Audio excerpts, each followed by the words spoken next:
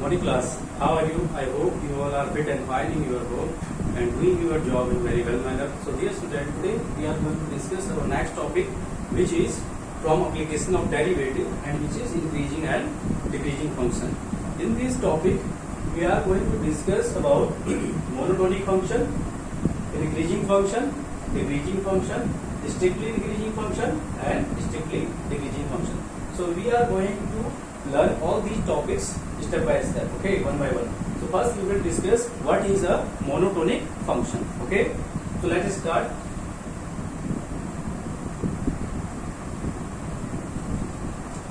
So first we will discuss about the monotonic function. What is monotonic function? Okay. So dear student, a function is said to be monotonic function if it is either increasing or a decreasing function. Simple C definition है इसकी. A function is said to be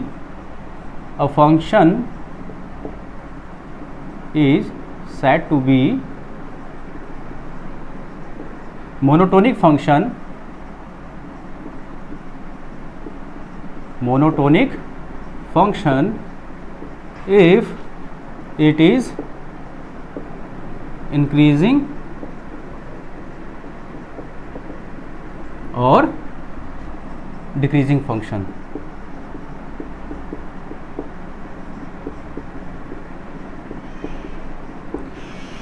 So एक function monotonic function कब कहलाया जाएगा बेटा? A function is said to be monotonic function if it is either increasing और decreasing function. यदि ये क्या हो, या तो इंक्रीजिंग फंक्शन हो या डिक्रीजिंग फंक्शन हो, तो उस कंडीशन में हम फंक्शन को बोलेंगे मोनोटोनिक फंक्शन. क्लियर है? Now we are going to discuss about increasing and decreasing function and strictly increasing and strictly decreasing function. First we will discuss it by general method, then second we will discuss it by the derivative method. Okay, so increasing function,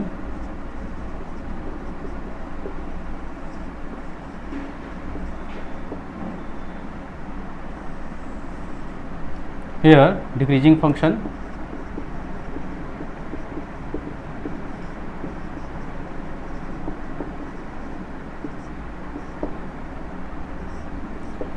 so बेटा let us suppose पहले increasing function की बात कर लेते हैं. ठीक है, definition, let f x be any real valued function.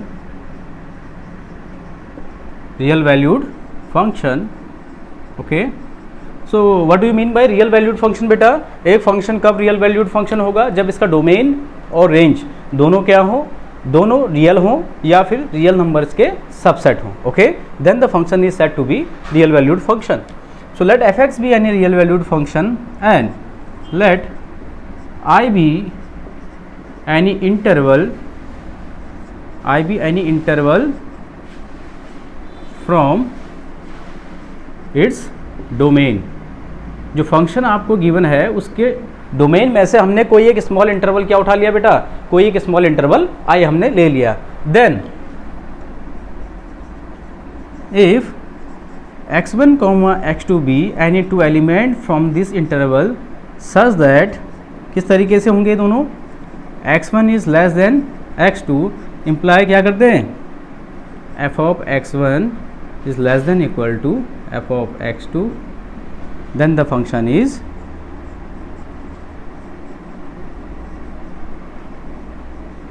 Said to be, कैसा फंक्शन बोला जाएगा? Increasing function. Okay, increasing function. Okay,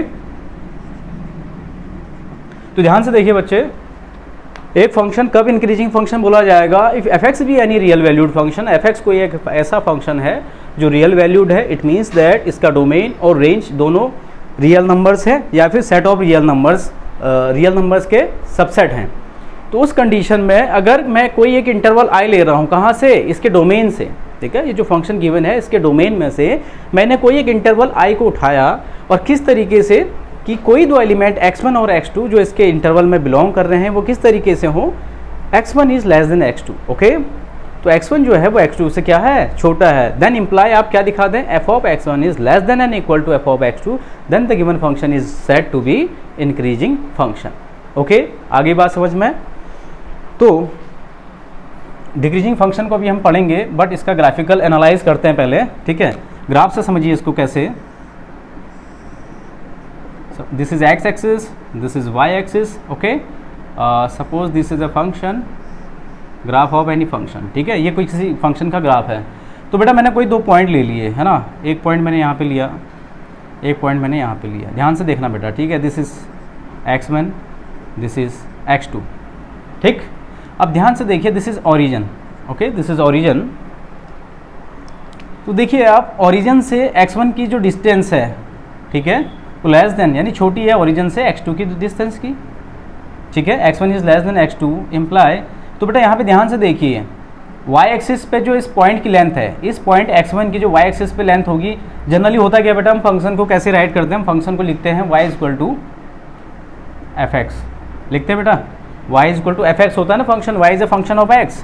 सो x1 पॉइंट पे y की वैल्यू क्या हो जाएगी, f ऑफ x1, और x2 पॉइंट पे इसकी वैल्यू क्या हो जाएगी, f ऑफ x2। तो कहने का मतलब ये जो डिस्टेंस है यहाँ से यहाँ तक, ये कितनी हो जाएगी, f ऑफ x1, और यहाँ से यहाँ तक की जो डिस्टेंस है ये कितनी हो जाएगी, f ऑफ x2।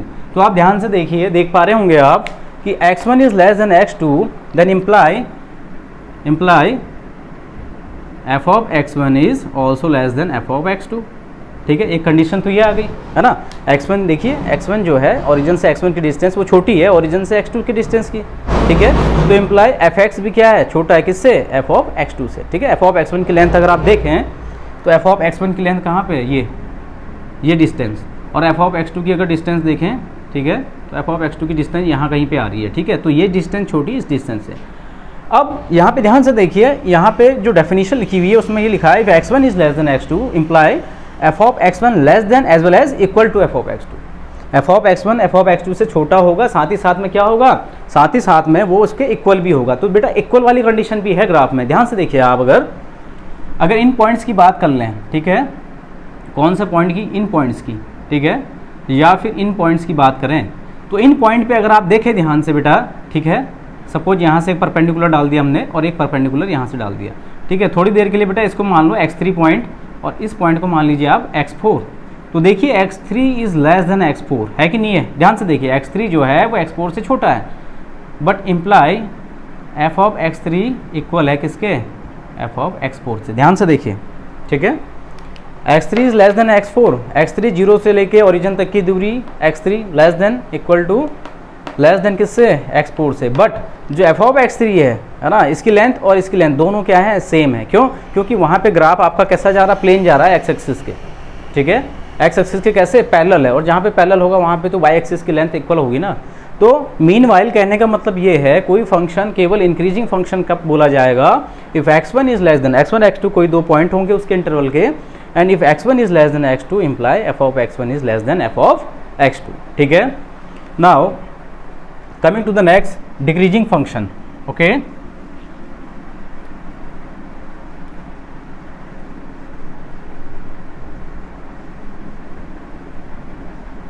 ठीक, अब डिक्रीजिंग फंक्शन में क्या है,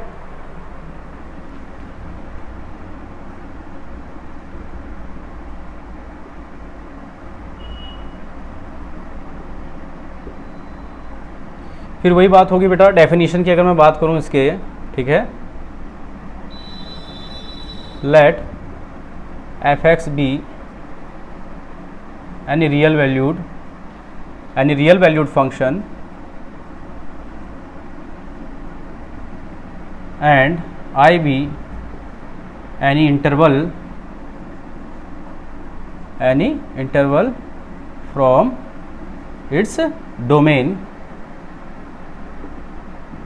then let x1 और x2 हमने कोई 2 पॉइंट लिए, let x1 and x2 be any 2 points from its domain I such that x1 is less than x2 imply f of x1 is greater than equal to f of x2, ठीक है। तो अगर ऐसा हो जाए, क्या हो जाए बेटा, कि अगर कोई रियल वैल्यूड फंक्शन f(x) है and I is the interval taking from the domain of f(x), तो वहाँ पे अगर हम कोई दो पॉइंट ले रहे हैं x1 और x2 इसके इंटरवल में से, और वो किस तरीके से हैं, x1 is less than x2, then imply क्या हो जाए, f of x1 is greater than and equal to f of x2। In this condition this function is said to be decreasing function. क्यों? जैसे जैसे x की value बढ़ रही है फंक्शन की वैल्यू क्या हो रही है, डिक्रीज हो रही है। बात समझ में आ रही है? एग्जाम्पल से समझेंगे इसको, ग्राफिकल मेथड इसका देखें ज़रा। This is x axis, this is y axis, ये देखिए ग्राफ, ठीक है, ठीक है, उतरते हुए दिख रहा होगा आपको। अगर इस पॉइंट पे मैं बात करूं और एक पॉइंट यहाँ पे ले लूँ, समझ रहे हैं बात को, this is x1, this is x2, you can easily see that x1 is less than x2, है ना। x1 this is origin, this is origin, x1 is less than x2, but what about f of x1, this is f of x1, okay, ये length, और this length is known as f of x2, ठीक है। तो आप ध्यान से देख पा रहे होंगे f ऑफ x1 की लेंथ क्या है, f ऑफ x2 से बड़ी है, तो इम्प्लाई क्या हो रहा है यहाँ पे, f of x1 is greater then f of x2, okay. और कुछ कंडीशन जो अलग और बन रही है, देखिए जहाँ पे पैरेलल वाली कंडीशन आ रही है, यहाँ पे देखें, अगर एक पॉइंट यहाँ पे लें आप सपोज x3 और एक पॉइंट यहाँ पे लें आप सपोज x4, अगेन देखिए कि x3 क्या है, less than x4, but imply f of x3 क्या है, इक्वल f ऑफ x4 के। कैसे? f ऑफ x3 ये जो डिस्टेंस है y एक्सिस पे, और f ऑफ x4 ये डिस्टेंस y एक्सिस पे, ठीक है, दोनों क्या है, सेम है। वाई? बिकॉज यहाँ पे इस कंडीशन में देखिए ये पैरेलल जा रहा है y एक्सिस के, पैरेलल जा रहा है, it means f of x3 और f ऑफ x4 दोनों की वैल्यू क्या होगी, दोनों की हाइट जो है y एक्सिस पे सेम होगी, ठीक है। तो डिक्रीजिंग फंक्शन में क्या होता है, कहीं कहीं पे ऐसे पॉइंट मिल जाएंगे जहाँ पे y एक्सिस में उनकी लेंथ क्या होगी, इक्वल होगी, और कहीं कहीं पे ऐसे पॉइंट मिलेंगे जहाँ पे अगर x1 लेस देन x2 है तो f of x1 is greater then f of x2, that's why it is called decreasing. जैसे जैसे x की वैल्यू बेटा इंक्रीज होगी, x एक्सिस पे जैसे जैसे हम आगे को इंक्रीज करेंगे वैल्यू को, y एक्सिस पे वैसे वैसे वैल्यू क्या हो रही है, डिक्रीज हो रही है। देखिए ध्यान से, डिक्रीज हो रही नहीं हो रही है। अब अगर लास्ट पॉइंट देखिए इसका, सपोज ये कोई पॉइंट है इसका, ठीक है, xn मान लीजिए इसको, ठीक है। अब देखिए x1 जो है xn से छोटा है, x1 स्टार्टिंग पॉइंट है और ये लास्ट पॉइंट है, ये बड़ा पॉइंट है, बट अगर आप लेंथ की बात करें तो f ऑफ x1 क्या है, ग्रेटर है कि नहीं है इससे, ठीक है। तो ये फंक्शन बोला जाएगा डिक्रीजिंग फंक्शन, ठीक है। Now we are going to discuss about strictly increasing function, ठीक है।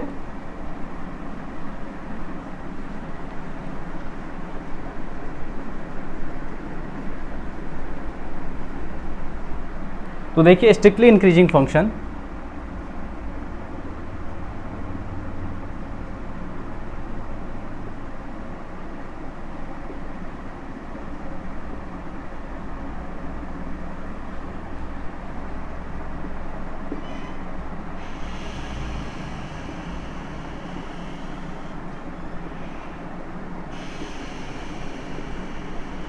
ठीक।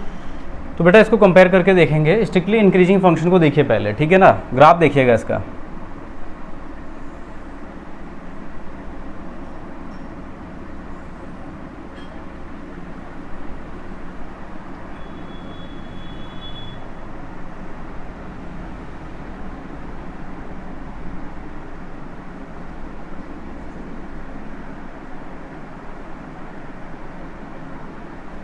ठीक, ध्यान से देखिए बेटा।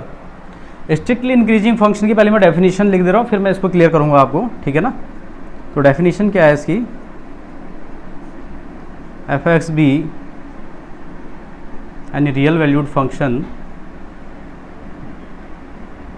Any real valued function such that I be any interval from its domain, then if x1 comma x2 be any 2 point from its interval, ठीक है, such that x1 is less than x2 imply f of x1 is less than f of x2, okay। and इधर definition इसकी,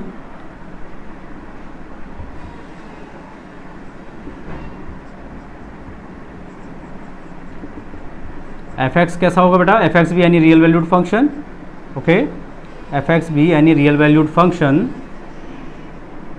real valued function such that real valued function and let I be any interval from its domain, किसके domain से, function के domain से, okay, from its domain such that x1, x2, कोई दो point लिए हमने इसके इंटरवल से, किस तरीके से कि x1 less than x2 imply f of x1 greater than f of x2। ठीक है, तो बेटा ध्यान से समझेंगे, इन दोनों टॉपिक्स को समझेंगे। ठीक है, पहली कंडीशन है स्ट्रिक्टली इंक्रीजिंग की, दूसरी है स्ट्रिक्टली डिक्रीजिंग की। देखिए इंक्रीजिंग और डिक्रीजिंग हम ऑलरेडी पढ़ चुके हैं। स्ट्रिक्टली जब आगे से लग जाता है तो वहाँ पे इक्वल टू की कंडीशन हट जाती है, पहली चीज़ ये दिमाग में रखिए आप। ठीक है, जब हम बात करेंगे स्ट्रिक्टली इंक्रीजिंग या फिर स्ट्रिक्टली डिक्रीजिंग की, तो वहाँ पे या तो ग्रेटर देन होगा या लेस देन होगा, इक्वलिटी की कंडीशन वहाँ नहीं आएगी। क्लियर होगी ये बात? तो पहले बात करते हैं strictly increasing function. A function is said to be strictly increasing function if it is follow the following condition. Condition क्या है? अगर x1 x2 कोई दो पॉइंट हैं इस फंक्शन के ही इंटरवल से, इसके फंक्शन के डोमेन में से कोई एक छोटा इंटरवल हमने लिया हुआ है, और x1 x2 क्या है बेटा, उसके कोई दो पॉइंट्स हैं। किस तरीके से हैं? x1 is less than x2। Okay, तो if x1 is less than x2 then it implies that f of x1 is f of x2, f of x1 क्या हो जाए, less than f of x2, then the function is said to be strictly increasing function. केवल increasing function की जब हमने बात की थी तो लेस देन के साथ इक्वालिटी की भी कंडीशन थी वहाँ पे। ठीक है, अब आप ग्राफ से समझिए इस बात को। सपोज करिए बेटा मैंने एक पॉइंट यहाँ पे लिया ये x1 और एक पॉइंट यहाँ कहीं पे ले लिया मैंने x2। ठीक है, क्लियरली दिख रहा है x1 क्या लेस देन x2 है, तो ये f ऑफ x1 को भी ध्यान से देखिए फिर आप। तो f ऑफ x1 क्या है बेटा, f ऑफ x1 भी लेस देन है कि नहीं है f ऑफ x2 के, बताइए।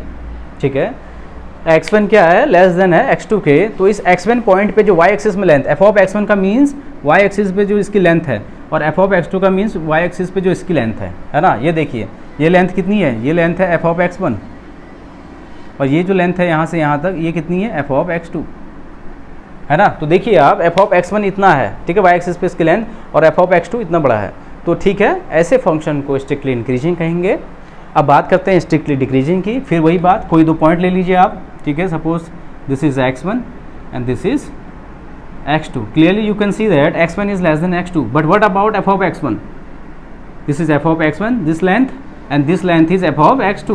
Okay, so you can clearly see that f of x1 is greater than f of x2। ध्यान से देखिए x1 लेस देन x2 है। ठीक है, ओरिजिन से जो x1 की डिस्टेंस है वो छोटी है ओरिजिन से x2 के डिस्टेंस के, but still f of x1 की अगर आप डिस्टेंस देखें, ठीक है, f of x1 means y axis पे ये लेंथ, y एक्सिस पे लेंथ इसकी जो है इस x1 पॉइंट की वो ज़्यादा है किससे, x2 के लेंथ की।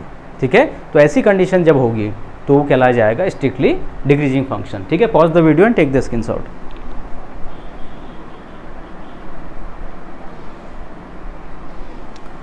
Okay, now we are going to discuss the derivative test for increasing and decreasing function. ठीक है, कैसे डेरिवेटिव टेस्ट से हम फाइंड करेंगे कि कोई फंक्शन इंक्रीजिंग है या डिक्रीजिंग है। ठीक है भाई,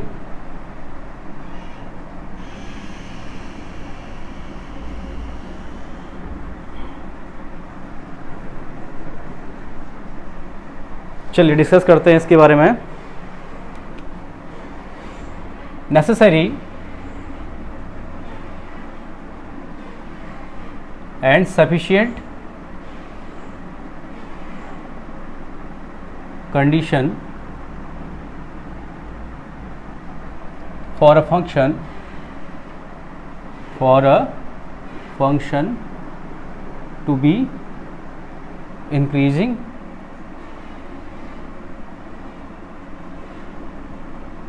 and decreasing function.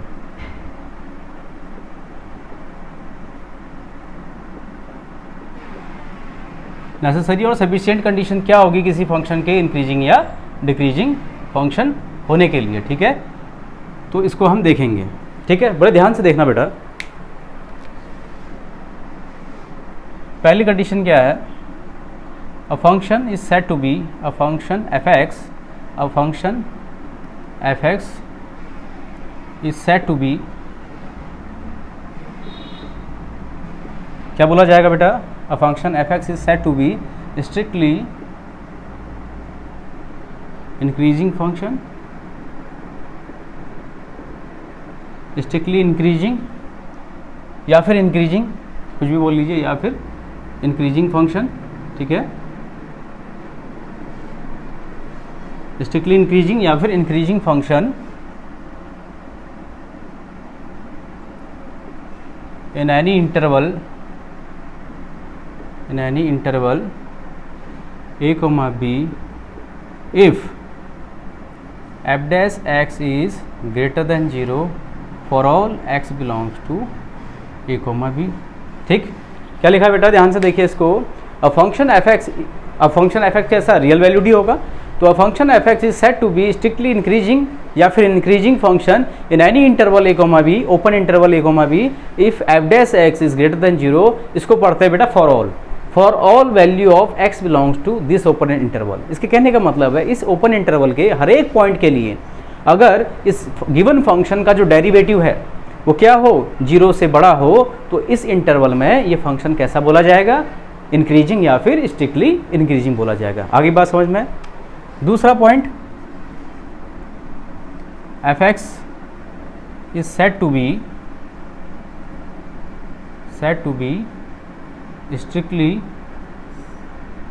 Strictly decreasing और डिक्रीजिंग फंक्शन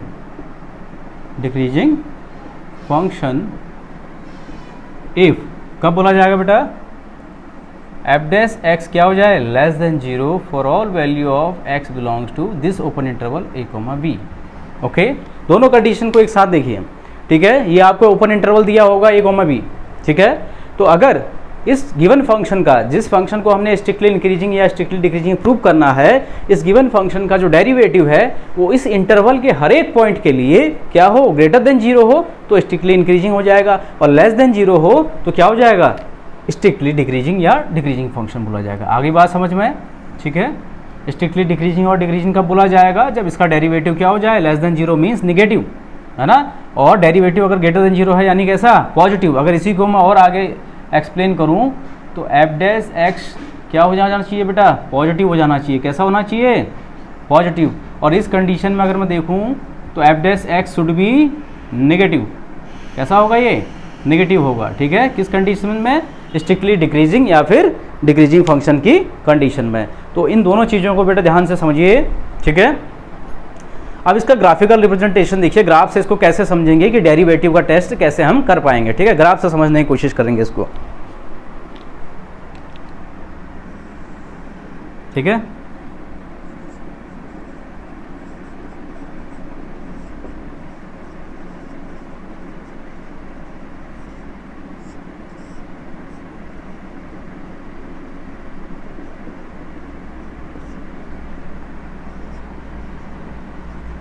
स्ट्रिक्टली डिक्रीजिंग या फिर डिक्रीजिंग,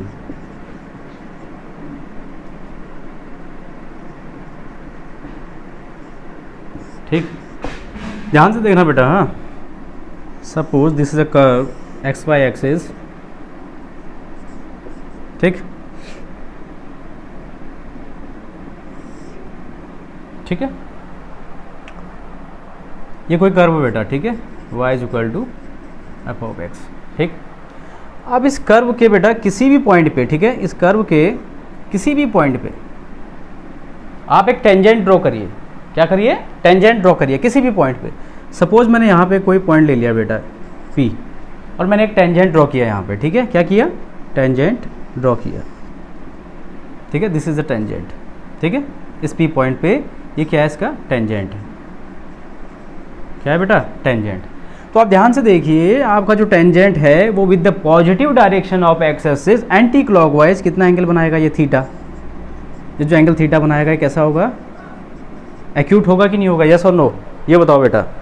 ये जो आपका कर्व गिवन है, इस कर्व में अगर आप ध्यान से देखें तो इस कर्व में एक पॉइंट P लिया गया है, और उस P पॉइंट पे हमने एक टेंजेंट ड्रॉ किया। क्या ड्रॉ किया, एक टेंजेंट ड्रॉ किया। तो इस टेंजेंट ने with the positive direction of x axis anti clockwise जो एंगल बनाया वो क्या बनाया, एक्यूट एंगल, ठीक है। अब मैं इसके स्लोप की बात करूंगा। We know that slope m is equal to क्या होता है बेटा, tangent of the angle which tangent make with the positive direction of x axis. So m is equal to कितना हो जाएगा बेटा, टेन थीटा। ठीक है, हो जाएगा। अब एक बात बताइए, अगर थीटा कैसा होगा, एक्यूट, थीटा कैसा होगा बेटा, एक्यूट, तो टेन थीटा क्या होगा, ग्रेटर देन जीरो होगा, नहीं होगा, यस और नो। एक्यूट का मतलब 0 से 90 डिग्री के बीच में, यानी फर्स्ट क्वाड्रेंट की बात हो रही है, और फर्स्ट क्वाड्रेंट में टेन थीटा क्या होगा, ग्रेटर देन जीरो। और टेन थीटा का मतलब क्या है, टेन थीटा किसको इंडिकेट करता है, स्लोप को, और स्लोप को ही क्या इंडिकेशन देता है, स्लोप जो है आपका, ठीक है, स्लोप ही इंडिकेट करता है किसको, dy बाई डी एक्स को। बात समझ रहे हैं आप, तो स्लोप ही इंडिकेट करता है किसको, dy बाई डी एक्स को। dy बाई डी एक्स कहूँ या टेन थीटा कहूँ, ये दोनों किसको इंडिकेट करते हैं बेटा, स्लोप को। ठीक है, बात समझ में आ रही है। जब मैंने डेरिवेटिव पढ़ाया था आपको, डेरिवेटिव ऑफ अ फंक्शन, तब मैंने बताया था ना, tangent at that point is common.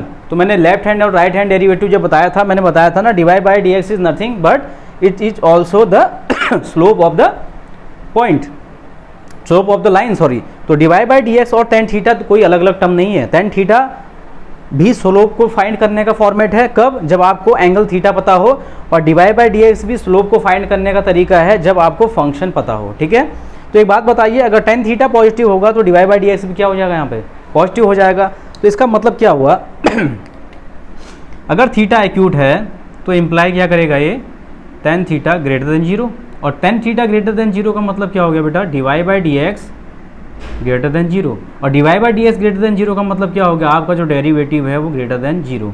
तो इस कंडीशन में फंक्शन कैसा हो जाएगा, स्ट्रिक्टली इंक्रीजिंग। इतनी बात आई होप आपको समझ में आ रही होगी। दूसरी कंडीशन स्ट्रिक्टली डिक्रीजिंग की हम देखें, अगर this is x axis, this is y axis, ठीक है, कुछ ऐसा एक ग्राफ है हमारे पास। ठीक, अब ये जो कर्व है बेटा, ठीक है, दिस इज अ कर्व, यहाँ पे भी कोई एक पॉइंट ले लो बेटा, ठीक है, suppose this is a point P, और यहाँ पे हमने एक टेंजेंट ड्रॉ किया। क्या किया, टेंजेंट ड्रॉ किया हमने, दिस इज अवर टेंजेंट, ठीक है, पासिंग फ्रॉम दिस पॉइंट। तो आप इस टेंजेंट को, this is tangent, okay, this is tangent. अब आप ध्यान से देखिए, जो टेंजेंट है with the positive direction of x axis, जो इसका एंगल बन रहा है थीटा, वो कैसा बन रहा है, ऑब्ट्यूज। कैसा बन रहा है बेटा, ऑब्ट्यूज बन रहा है। Means theta is greater then 90 degree, और थीटा अगर 90 से बड़ा हो जाएगा तो बेटा सेकंड क्वाड्रेंट में गया, तो टेन थीटा लेस देन क्या हो जाएगा, जीरो।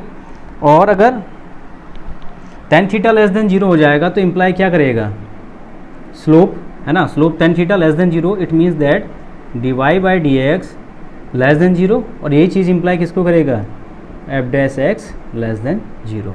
इतनी बातें समझ में आई आपको, बताइए क्यों डेरिवेटिव टेस्ट मैंने जो ऊपर लिखा हुआ है क्यों ऐसा होता है, इसको ध्यान से समझिए बच्चे। पहली कंडीशन जो है स्ट्रिक्टली इंक्रीजिंग की, वहाँ पे हमने एक कर्व प्लॉट किया हुआ है, कर्व प्लॉट किया। तो कर्व जब भी आप प्लॉट करेंगे उसके किसी भी पॉइंट पे आप उठा के क्या करें, एक टेंजेंट ड्रॉ करें। टेंजेंट को ड्रॉ करते ही आप देखिए कि वो जो टेंजेंट है वो with the positive direction of x axis anti clockwise जो एंगल बना रहा है वो एक्यूट है या ऑब्ट्यूज है। अगर एंगल एक्यूट है तो इसका मतलब ये हुआ कि आपका थीटा जो है लेस देन 90 है, और थीटा लेस देन 90 का मतलब आपका एंगल कहाँ जा रहा है, फर्स्ट क्वाड्रेंट में। फर्स्ट क्वाड्रेंट में टेन थीटा कैसा होता है बेटा, पॉजिटिव। तो tan theta will be greater than zero, and tan theta ही क्या है, आपका स्लोप है। तो if tan theta is greater than zero then dy by D X is greater than zero, and if dy by D X is greater than zero then first derivative of function, it means F dash x is greater than zero. ठीक, it means that if the angle made by tangent of any curve is acute angle, then the function is said to be strictly increasing.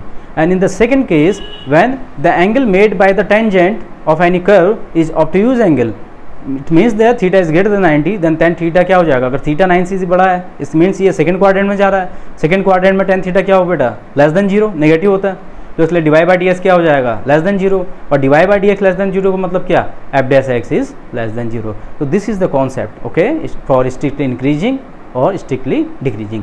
इसी concept की help से हम questions करेंगे, ठीक है। चलिए, take the screenshot बेटा, and now we are going to discuss some questions from your exercise, okay.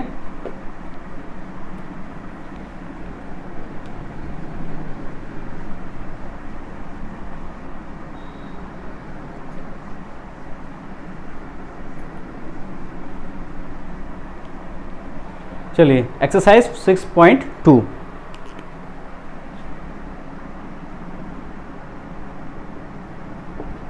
First question है आपके पास। पहला क्वेश्चन क्या है? So that the function given by f x is equal to 3x plus 17 is strictly increasing on R. Function दिया मुझे 3x plus 17 और मुझे दिखाना है कि ये कैसा होगा, स्ट्रिक्टली इंक्रीजिंग ऑन आर। ठीक है, अब आर क्या है बेटा? आर आपको वो इंटरवल दिया हुआ है जिसपे इस फंक्शन को आपने स्ट्रिक्टली इंक्रीजिंग शो करना है। तो आर क्या है बेटा? R set of real number है। ठीक है, तो पूरे सेट ऑफ रियल नंबर के लिए we have to show that this function is strictly increasing. Okay, so now दो तरीके हैं बेटा, दोनों तरीके से इसको करेंगे और इसका ग्राफ भी हम देखेंगे, अच्छे से समझेंगे इस क्वेश्चन को। ठीक है, तो मेथड फर्स्ट मेथड, तो फर्स्ट मेथड से क्या बताया था? एफ एक्स कोई अगर कैसा है बेटा? रियल वैल्यूड फंक्शन है। ठीक, तब वहाँ पे दो x1 और x2 कोई दो एलिमेंट लेंगे फ्रॉम इट्स डोमेन या फिर उस इंटरवल से। तो इंटरवल क्या दिया बेटा यहाँ पे? ध्यान से देखना, सेट ऑफ रियल नंबर। तो x1 x2 भी any 2 point taking from the interval real number. ठीक है, रियल नंबर का जो इंटरवल हमें दिया रखा है जहाँ पे हमें इसे प्रूव करना है वहाँ से हम ले लिए किस तरीके से, सच that x1 is less than x2। इतनी कंडीशन आपको पता है और दिखाना क्या पड़ेगा हमको? f of x1 is less than f of x2। तो ध्यान से देखिए बेटा, आपको जो फंक्शन दिया है f(x), वहाँ क्या दिया है? 3x plus 17। तो बेटा हमें ये फंक्शन ही तो बनाना पड़ेगा यहाँ पे in terms of x1 and x2। तो ठीक है, तो x के साथ कितना है यहाँ पे? मल्टीप्लाई में 3, तो मल्टीप्लाइंग बोथ साइड बाय 3। और you know that in 11th class you have been study regarding linear inequality, then you must know that if you are going to multiply the same amount in the both side of any inequality, then the inequality not get affected. Means while inequality का sign पे कोई effect नहीं पड़ेगा अगर हम क्या कर रहे हैं? लेफ्ट और राइट में इनइक्वालिटी के सेम अमाउंट को ऐड करें या सेम अमाउंट को सब्ट्रैक्ट करें या सेम अमाउंट को क्या करें? मल्टीप्लाई करें। तो दोनों और क्या करेंगे? 3 से मल्टीप्लाई, तो ये हो जाएगा 3x1 is less then 3x2। अब 3x के साथ कितना है बेटा? यहाँ पे 17 ऐड किया है, सो एडिंग बोथ साइड 17। अब सेम अमाउंट ऐड कर रहे हो बेटा आप, तब भी कोई फर्क नहीं पड़ेगा। पड़ेगा क्या? नहीं पड़ेगा, है ना। सेम अमाउंट अगर आप ऐड कर रहे हैं तो इनइक्वालिटी पे कोई इफेक्ट नहीं पड़ता है। इफेक्ट कब पड़ता है? जब हम रेसिप्रोकल ले लें बोथ साइड या फिर नेगेटिव अमाउंट से या नेगेटिव नंबर से हम क्या करें? मल्टीप्लाई या डिवाइड करें। ठीक है, तो अब ये टर्म क्या हो जाएगा बताइए भैया? 3x1 प्लस 17 किसको डिनोट करेगा? f ऑफ x1 को। और 3x2 प्लस 17 किसको डिनोट करेगा? f ऑफ x2 को। चेक कर लो यहाँ से, बताओ भाई आई नहीं आई ये बात समझ में? ठीक है, 3x1 plus f of x1 की वैल्यू अगर यहाँ से हमें फाइंड करनी होती तो f ऑफ x1 कितना होता? 3x1 plus 17। f of x2 की वैल्यू कितनी होती? 3x2 plus 17। तो चेक कर लीजिए, हमने x1 is less than x2 उठाया हुआ था और शो कर दिया f of x1 is less than f of x2, hence the function given function is strictly increasing. Now we are going to solve this question with the help of derivative test. तो function आपको दिया हुआ, ठीक है, this is second method. Okay, second method f(x) is equal to हमें given है कितना? 3x plus 17। तो ठीक है, डिफ्रेंशिएट करेंगे इसको। f dash x is equal to कितना हो जाएगा? d by D x of 3x plus 17। Okay, so 3 into 1 plus 0। ठीक है, डिफ्रेंशिएट करने के बाद so f dash x will be कितना हो जाएगा बेटा? 3। दिस इज पॉजिटिव, है ना। 3 तो क्या है? पॉजिटिव नंबर है। सो f डैश x कैसा आ गया आपका? Greater than 0। और ये कंडीशन होती है बेटा, ये कंडीशन किसके लिए होती है? ये होती है कंडीशन स्ट्रिक्टली इंक्रीजिंग की। ठीक है, ठीक। और जहाँ तक रही इसके ग्राफ की बात, तो आप देख रहे होंगे इसको एक लीनियर पॉलिनोमियल है। ठीक है, लीनियर पॉलिनोमियल का जब भी आप ग्राफ बनाएंगे बेटा तो आपको एक स्ट्रेट लाइन ही मिलनी है। ऐसे क्या मिलनी है? एक स्ट्रेट लाइन ही मिलनी है, कर्व नहीं मिलेगा। और आप इस ग्राफ को अगर देखें, जैसे जैसे x की वैल्यू इंक्रीज हो रही है वैसे वैसे y की वैल्यू भी इंक्रीज हो रही है ना। जैसे जैसे सपोज यहाँ पे x की वैल्यू यहाँ पे है -1 और इस पॉइंट पे x की वैल्यू सपोज करिए 2 है, तो यहाँ पे इस पॉइंट पे इसकी y एक्सिस पे लेंथ देखिए और इस पॉइंट पे y एक्सिस में इसकी लेंथ देखिए, है कि नहीं है। तो ये x1 अगर पॉइंट ले लिया मैंने, ये x2 पॉइंट ले लिया, है ना। x1 is less than x2, तो इम्प्लाई क्या दिखा रहा है? ये f of x1 is less than f of x2, है ना। यहाँ पे इसकी लेंथ ये f ऑफ x2 हो गई और यहाँ पे ये जो स्मॉल लेंथ है ना, ये एफ ऑफ क्या है, x2 है, ठीक है। तो इस तरीके से क्वेश्चंस को आप कर सकते हैं। Choice is yours, you can use whatever the method you want, okay. तो आज के वीडियो लेक्चर में इतना ही। In our next video lecture we will discuss the whole exercise as well as the examples of this particular topic, okay. thank you for watching the video and the homework for you is that आप examples करिए और इस exercise से जितने question आप maximum कर सकते हैं, मैक्स टू मैक्स उतने करने की कोशिश करिए। आई होप आपको ये वीडियो पसंद आया हो तो लाइक शेयर एंड सब्सक्राइब करें। Thank you for watching the video, have a nice day.